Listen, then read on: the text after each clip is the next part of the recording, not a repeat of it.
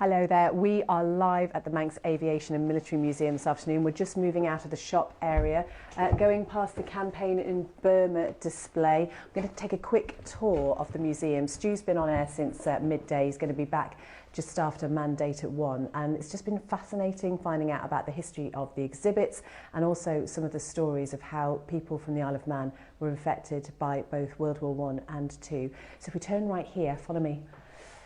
This is a display area celebrating 100 years of the Isle of Man and the RAF, and I don't know how they cram so many things into one small space. It's absolutely amazing. But what we really love are the old photographs here, and there are so many of them.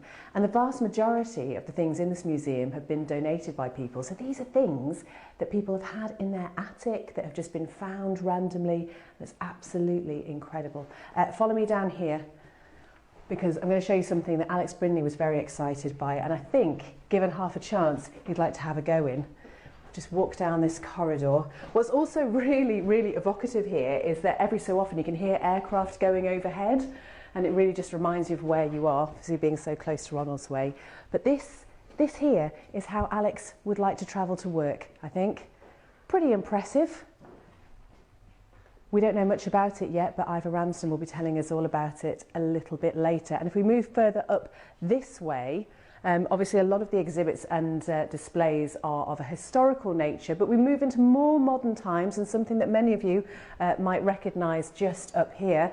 It is a display all about Manx Airlines, and as soon as I saw these uniforms, I was transported back to the mid-1980s, and actually all I wanted to do then was be an air steward. I would have been completely useless because I'm not terribly good at flying, but still, who wouldn't want to wear a uniform like that?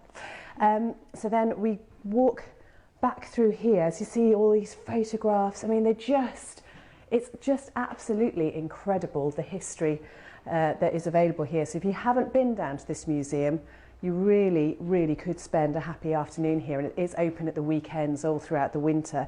But what we are going to be talking about mainly on Women Today this afternoon from 2 p.m. is the impact of World War I on the Isle of Man. And until I came here and saw this display that has been 5 years in the making, I had no idea just how many people from the Isle of Man were affected. And just so far this afternoon, I've learned 500 Manxmen have no known grave.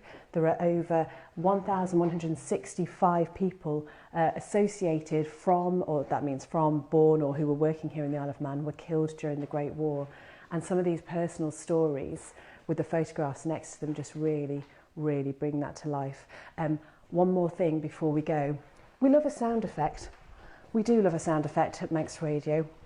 And in here, in a little makeshift bunker area, we've got a bell which is made from a shell case. I'm not sure you'll be able to see it very well in the light there, but these were used in the trenches as gas warning bells. So you ring the bell if you can smell gas. Alex is fairly near, so join us live from 2.